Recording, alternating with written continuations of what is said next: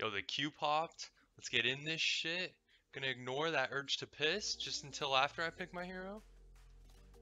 Nice, nice. We got a fucking carry player, dude. Alright, alright. He said it twice just to make sure. Oh. We got a challenger, boys. Looks like we got 2 carries. Nice.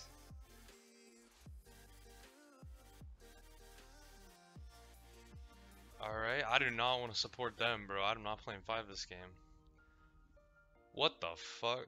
This dude got jokes, bro. What the fuck? We got 3 carries. Nice.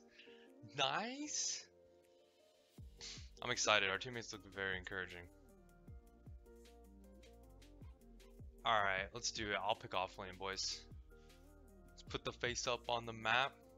Let them know what's up. Oh. Alright. Just some friendly banter, you know. Who's gonna pick, bro?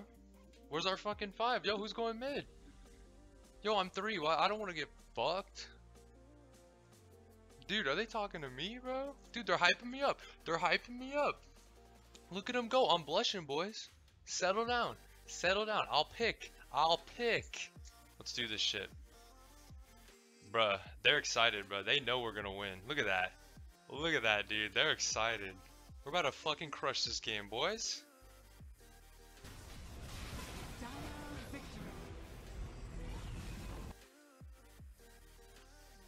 Alright, gentlemen. Come one, come all. Come close. You guys need to hear this. This is a big day for you. This is the day you boys become men. Today we're going to be looking at some offlane replays, and I'm going to teach you guys how to climb out of the damn trench. I will get you straight to Immortal without a single game lost. I guarantee it. And you guys are going to know how right after this video. So without further ado, I welcome you to the enormous offlane monster god destroys innocent step carries. The laning stage. Real quick, when you load into a match of Dota 2, if you picked a real offlaner, you're going to want to buy a Quelling Blade, Tango, Salve, Gauntlet, Double Branch in most games. In some games, when the enemy team picks pussy bitch heroes, you're going to need a magic wand, namely Undying. Fuck Undying, right? You're going to have a build like this. If the enemy team picks heroes that are just going to run you down and you're scared to lane, then you're going to start with movement speed. You can either start with Boots Tango, if you need to pull your own wave, or you can go Quelling Blade, Tango Salve, Windlace, namely against Juggernaut, Ursa, heroes that you need to run away from, right? Monkey King. I am the Wind Ranger. And if you're a degenerate who is absolutely shameless and doesn't care if you win or lose, you might have picked a ranged hero, or we call not a real offlaner, because they don't have any impact in the form of frontlining or stunning. If you did pick one of these heroes, you're going to want a Tango, Salve, Double Branch, Circlet, Fairy Fire. And then head off to lane, and hopefully you don't fucking lose. Alright, this next clip shows off a gameplay style for the hyper fucking chads of offlane players out there. Right? This is a style where you go balls deep to hit the fuck out of the enemy team without overextending, and you focus on the last hits. You body the fuck out of the Spectre every time she goes for the last hits, and you make the enemy carry fucking cry. Okay, so in this game, I have a Tide Venge versus a Bane Spectre. Now, we weren't really sure if we were stronger, right? And in your pubs, you might not be sure either. So here's the rule of thumb.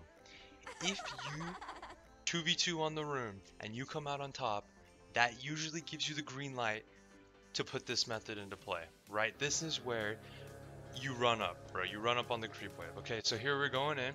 We're going in. Key instantly casts spells, okay? Vengeful Spirit getting spells off cooldown. I do the same. Reducing the damage, reducing the armor. Look at this. Look at this trading. This isn't even trading. This is a fucking slaughter. Alright? And Spectre got away fucking breaths. He was gasping for air after that. So we're going into the lane. We're kind of fucking pumped now. We're like, all right, feeling ourselves a little. So we go in, and I'm like, all right, this is the time.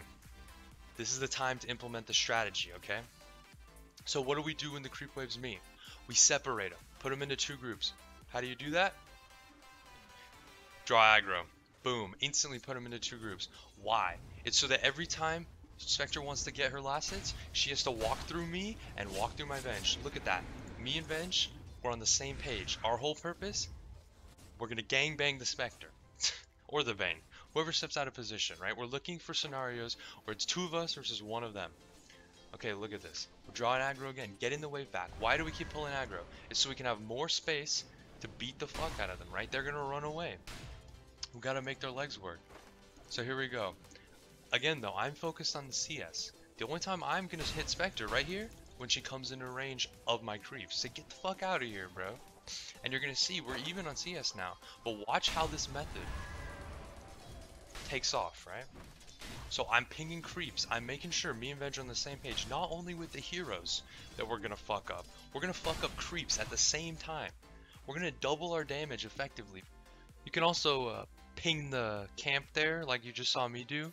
In your pubs, you want to micromanage your support player. Because everyone knows how much supports love to be micromanaged. Just give him that cheeky pulling creeps with the little face on the end and let him know that's what he needs to do.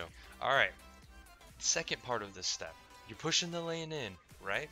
It's getting towards the enemies. How do we get it back? We keep pulling, alright? This is going to be the 147 pull. But why do we do this, right? It's because we can separate the creeps into 2 groups. Where if Spectre wants some, she has to come up here. And that's when Venge and I can get in position to fuck them up. Now you're going to see the enemy TA has even disconnected because Spectre has said such mean words to her. You should have heard him probably. He would be like, oh my god, TA, you're level 3, man. Why don't you come gank? Gank my lane, bitch. Save me. Me and Bane are so awful that we can't even get 5 CS between us. Meanwhile, the enemy tied. The guy making this video has 10 CS, highest in the damn game. And how did I do that? I pressured the fuck out of him every time he walked up to get creeps, reduced his damage, took the last hit. You're going to be able to do this sort of method on any of the heroes that are very strong in close quarters with when the enemy team comes up. So for example, Slardar, Underlord, when they come to you, you're able to fight them. You don't really want to be chasing them as Tide, Slardar, Legion Commander. All those heroes are pretty good in the meta. And what you can do with them is you sit on top of the creep wave using your body just to prevent the enemy team from CSing while also increasing your own farming. And you're going to see the enemy Spectre is so sad. He doesn't know what to do.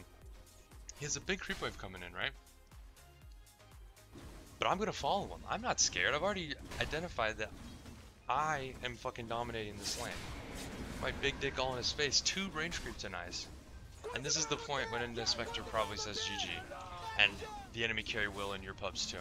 This is Badman. Really good player, by the way. He's rank way better than me. Alright, 541, right? So, he's in a lane where he's going to get fucking railed. The opposite of the Tidehunter replay I showed you, right?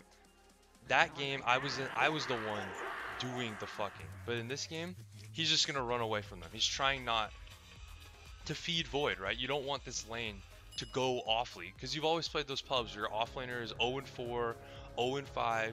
And you just feel like, dude, if you just didn't die, we would be able to win, right? Like, even though you don't want to be the reason your team fucking loses. So in your game, you're going to say, well, how do I know if I'm going to get fucking ass slammed, right? You don't know. Well, let's talk about it. So he has a position 4 Earth Spirit. That's a really weak laning hero and a really good roaming hero.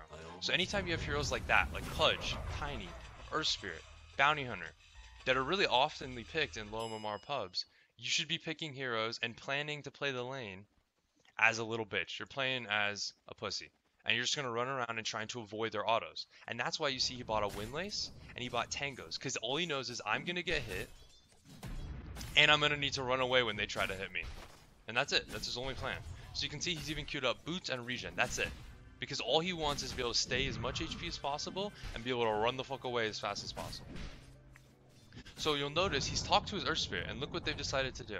This is what you do in losing lanes. You get your position 4, or if they won't do it, you go do it yourself. That's why you can start with boots or the wind lace, and you go grab the creep wave, and you're gonna pull it around here, right? So now he's gonna farm it safely over here. Now in your pubs, you can either go farm this if you're the one doing it, or your position 4 can farm it. Let him do it alone. The idea here is you're trying to split the waves. Watch what they've done. So 2v2, Faceless Void Omni Knight is much stronger than Centaur Earth Spirit. But now they've made 2 individual 1v1s. Look at this. So you got this 1v1 here, and you got this 1v1 here. Now you're going to be playing offlane, so we'll watch from the offlaner perspective. He's safely farming right here. And again, he's not really pressuring Void. There's nothing he can do in this lane, and he's realized that. And in your pubs, you're going to have games where you can't do that either. And what makes you better than your opponent is realizing that when the enemy offlaner probably isn't going to realize that, and he'll fucking feed his brains out. And you'll see, look, the waves are separated, and it creates a situation where both heroes can farm evenly, and you can split the XP without getting completely zoned, right? Because we'll see in a second, what happens when the waves can't be separated, right? So they're laning again. Look what's happening. Void is allowed to just hit. He just hits. And Centaur has to force use all his mana, but Void doesn't care, right? Void just trades evenly in these situations. Because he has an Omni Knight healing him. And Centaur's just forced to run away, right? And this feels really bad for Centaur. What did they do? How do they keep splitting the waves? That's what we talked about, splitting the waves. They pull. Same as last game, but for a different reason, right? This time, you're pulling so that Void will farm on his own here, and you can get free waves under tower, right? Because you want to set up a situation where you aren't just going to get zoned. Don't let them bully you, okay? And obviously, when you have a roamer, your Earth Spirit's going to leave. So you need to think about, what do I do when he's gone? Now, this is a really big mistake from Badman, because you'll see Earth Spirit left, but he walks up. But that just shows you how bad it is for him in this lane. You can't just walk up in some of these lanes. And you'll see a good theme in this is to constantly buy salves, right? Because the only threat you have is when you're full HP. If you walk up with 25% HP, the enemy team just sees you as a joke. They say, what the fuck is this guy doing? And they jump on you and they kill you, right? But if you keep your HP high, you're able to farm without being killed. And that's really important. Alright boys, thanks for watching this video. Make sure you go down below, leave a like. Alright, comment, and let me know what you want to see more of, or what else you want to see next. Right, I got coaching on the way, replay reviews. Let me tell you what else is in the kitchen, right? Hot on the fucking stove right now. We got part 2 of video like this, where you can turn that fucking bomb-ass lane into a rampage every single goddamn game. Or, we got how, as a carry player, to get a sub 13-minute Battle Fury every single game against these dumbass low MMR players. If you guys want to see more of my content, go ahead and follow me on Twitch, right? Subscribe to the YouTube. Follow me on Twitter. Join the Discord. We're trying to build a community here, boys. You can message me on any of the platforms. Alright? And now you get to check out this shitty ass outro I made that I really like.